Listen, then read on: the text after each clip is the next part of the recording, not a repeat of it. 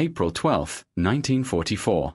The scorching Texas sun blazed over the endless flatlands surrounding Hearne, a small town that would soon house hundreds of captured German soldiers. From the dusty rail siding, a column of boxcars rattled to a stop, their steel wheels shrieking against the tracks. Inside, the air was thick with the stench of sweat, fear, and the faint odor of oil from machinery. You could see them, the young men, barely in their 20s, gripping the edges of wooden benches, their uniforms dusty and torn, eyes wide with uncertainty. Among them was Lieutenant Klaus Weber, a seasoned officer from the Eastern Front, whose boots had trudged through mud and snow, yet now felt the oppressive heat of the Texan plains like an entirely different battlefield. As the boxcars' doors clanged open, the soldiers were herded into trucks that rumbled over dirt roads lined with barbed wire. Guards shouted orders in clipped English, but the language barrier did little to lessen the tension.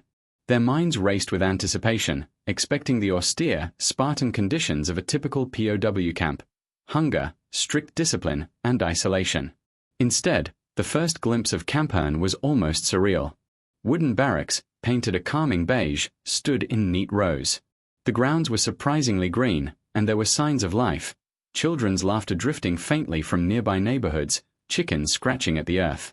Inside the mess hall, the real shock awaited. Long tables were laid out with white enamel trays, plates stacked high with fruits, vegetables, and slices of meat. But it wasn't just the quantity, it was the quality.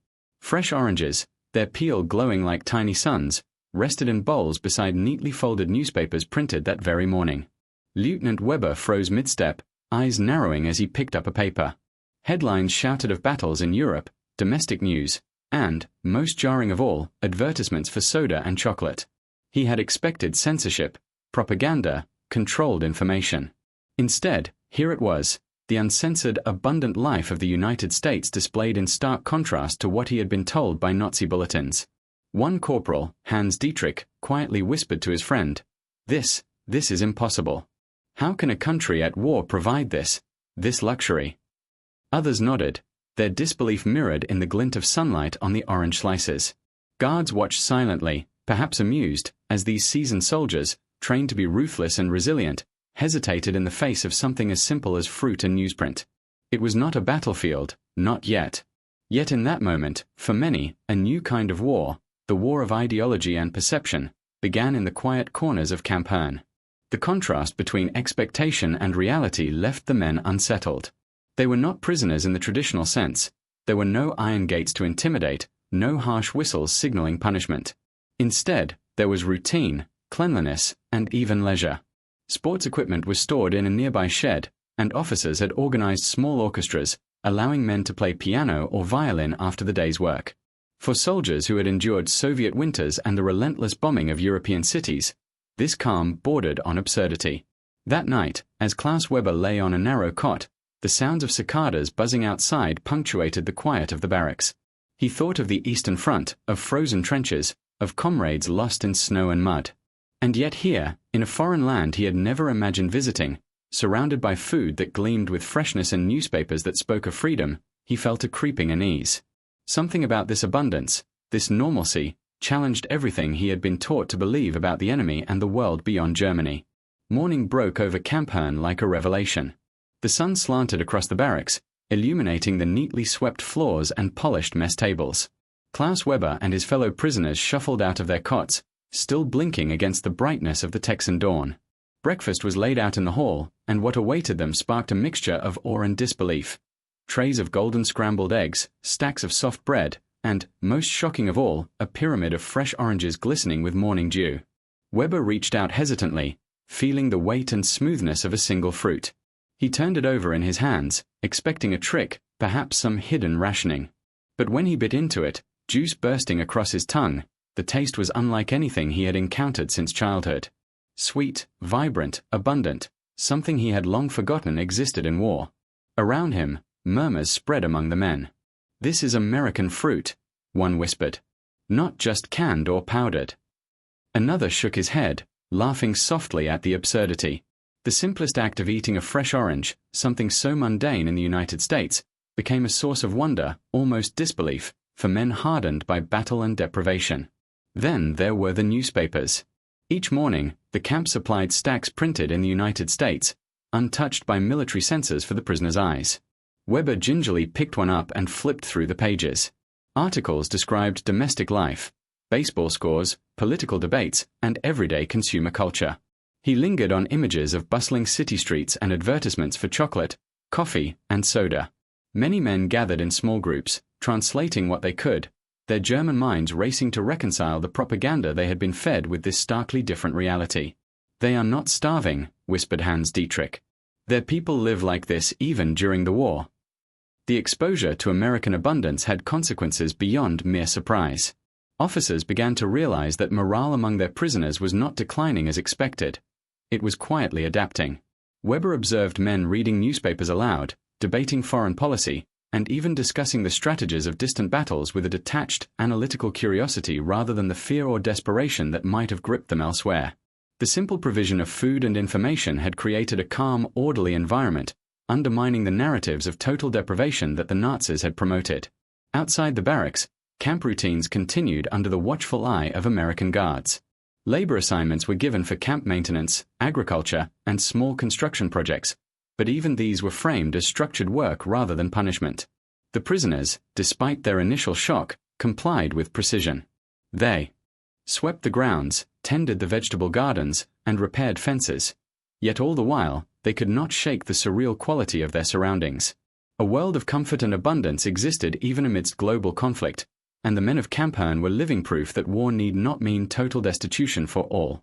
As weeks passed, the effect deepened. Fresh oranges became a daily ritual, and the newspapers a window to a society that seemed almost fictional. For Klaus Weber, the impact was profound. Each bite, each printed headline, challenged the rigid worldview instilled in him by years of indoctrination. He found himself questioning what he had been told about the enemy, about America, and about the reality of the war itself. The smallest details, the glint of sunlight on an orange, the sound of a page turning in a newspaper, began to erode assumptions that had been held for years. By the time summer arrived in Texas, the prisoners had adjusted to the rhythm of camp life, but the initial shock lingered. They no longer viewed the orange as merely food, nor the newspapers as mere information. These small, seemingly insignificant comforts became symbols of a broader truth, that the world outside the Reich could be abundant, free, and remarkably humane. For many, it planted a seed of cognitive dissonance, a quiet, simmering realization that not all truths aligned with the doctrine they had been raised to follow. By mid-1944, the rhythm of Camp Hearne had settled into a peculiar normalcy. Each day followed a predictable cadence: breakfast with fresh oranges, labor assignments under the Texan sun, and afternoons filled with quiet reflection or small diversions. Yet it was not the routine itself that unsettled the German prisoners. It was the profound mismatch between expectation and reality. Many had anticipated cruelty, strict punishment, and scarcity, but instead they encountered an environment that seemed almost designed to maintain dignity rather than suppress it. One afternoon, Klaus Weber sat beneath the shade of a pecan tree, reading letters from home that the camp's mailroom had delivered. The letters were brief, handwritten in looping German script, but they carried news of families, birthdays, and small domestic victories. Some men shared newspapers, pointing to advertisements for soft drinks or photographs of bustling American cities, laughing in disbelief. These glimpses into civilian life, a stark contrast to the destruction of Berlin or the bombed-out villages of Eastern Europe, created a quiet tension among the officers. Weber noted how easily men could be amused, comforted, or distracted by things as simple as a musical performance by a fellow prisoner or a friendly game of soccer in the yard. The leisure opportunities themselves seemed designed to disarm and humanize. Camp Hearne had recreational halls, musical instruments, and spaces for theater performances organized by the prisoners. On Sundays, men gathered to perform plays, recite poetry, or practice songs in German. Weber watched as soldiers who had marched across frozen battlefields in Russia now learned American folk songs or attempted to stage a comedy sketch. The guards, dressed in standard khaki uniforms, often observed silently, sometimes chuckling at the incongruity. For the Germans, this treatment challenged everything they had been taught. The enemy was supposed to be cruel, merciless, and morally corrupt. Yet here, amid laughter and the rustle of newspaper pages, they encountered a world of order, civility, and abundant resources. Meals remained a constant source of shock. Evening dinners featured hot meat, vegetables, and dessert. Fresh fruit appeared on trays almost daily, not as a special reward, but as a matter of course. For soldiers who had survived rations of thin soup and black bread, this daily indulgence was surreal.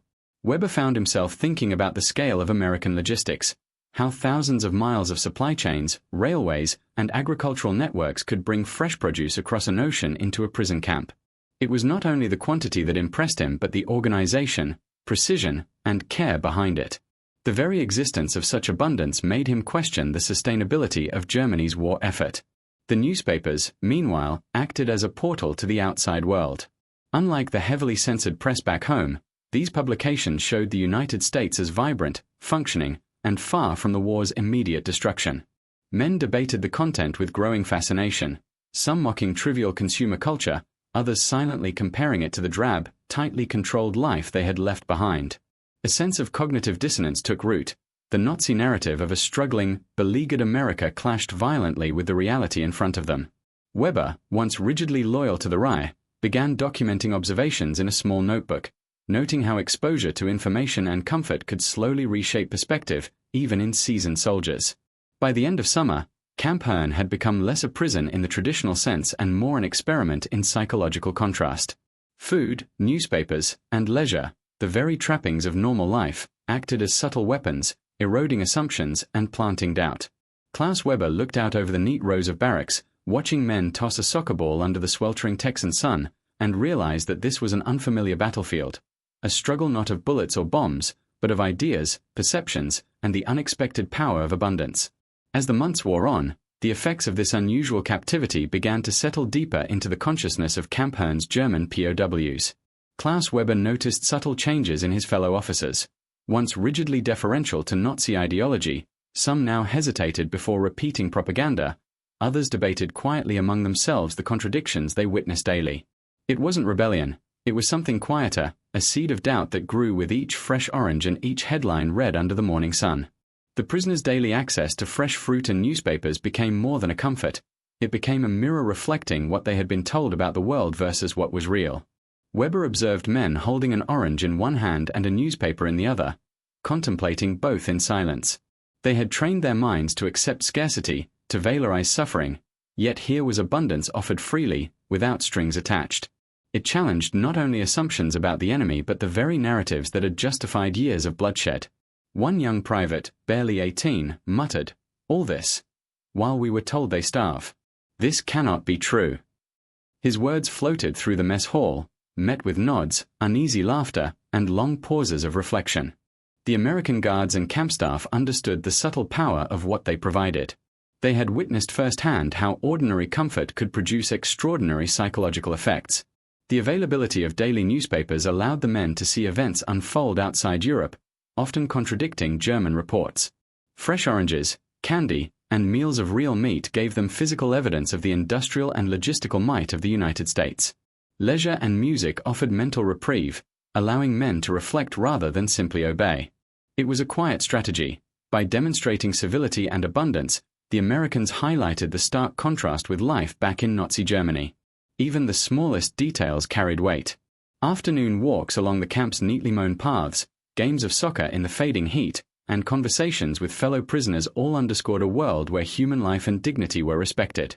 Weber began journaling his impressions, noting how these experiences undermined deeply ingrained beliefs. He wrote about the incongruity of fighting a war against people who could provide both for their soldiers and their prisoners with apparent ease. He began to question not only military decisions but the moral assumptions underpinning the Reich itself. By the end of 1944, what started as shock had matured into contemplation. For men like Weber, the provision of fresh oranges, newspapers, and humane treatment was more than an act of kindness, it was a revelation. They had arrived expecting deprivation and punishment, yet they encountered abundance, normalcy, and respect. This experience revealed a broader truth about the United States, that its industrial capacity, logistical organization, and domestic stability were extraordinary, and that the Nazi narrative of enemy weakness was false. Each bite of fruit, each turn of a newspaper page, became a small but undeniable proof of a world beyond the Reich, one where resources, freedom, and humanity endured even amidst global conflict. As winter approached in Texas, the men of Camp Hearne had settled into their routines, yet the memory of their initial shock lingered. Klaus Weber walked through the camp one crisp morning, orange in hand, sunlight glinting off the frost-covered barbed wire. The scene seemed almost surreal, prisoners laughing during a soccer game, guards chatting amicably nearby, and the distant hum of a train carrying supplies, a world of order and calm in the midst of global chaos. For Weber and many others, the contrast between expectation and reality had left an indelible impression. Letters continued to arrive from home, but now the men read them alongside American newspapers, noting the stark difference between Nazi propaganda and the reality of the United States. Discussions in the barracks had shifted. Men no longer just complained about captivity, they debated philosophy, morality, and the very purpose of war. Weber observed how exposure to abundance, free information, and humane treatment had begun to reshape their worldview. The simplest comforts, a fresh orange, a daily newspaper, a musical performance, had become instruments of reflection, subtly challenging deeply ingrained beliefs about the enemy and their own nation. The long-term psychological impact was undeniable. Officers like Weber realized that their understanding of warfare, propaganda, and human behavior had been incomplete. Camp Hearne was more than a detention center. It had become a quiet classroom in ethics, perception, and resilience.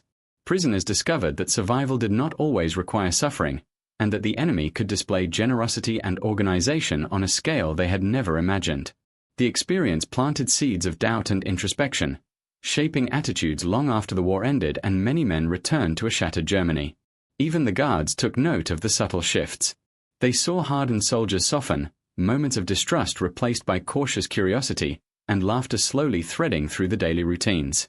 The Americans had unintentionally demonstrated a principle as powerful as any weapon, that the provision of basic dignity and access to truth could erode assumptions and reshape perspectives more effectively than force. For many POWs, the shock of fresh oranges and uncensored newspapers became symbolic, a daily reminder that reality could defy expectations, and that the world beyond the Reich was not defined solely by fear and deprivation. By early 1945, as Allied victories mounted in Europe, Klaus Weber often reflected on his time in Texas. He recalled the initial astonishment at simple comforts, the quiet lessons learned through observation, and the subtle transformation that occurred within himself and his fellow prisoners. The memory of Camp Hearne lingered like a faint, enduring light, a testament to the power of humane treatment, abundance, and the unexpected ways that exposure to a different reality can alter a person's understanding of the world.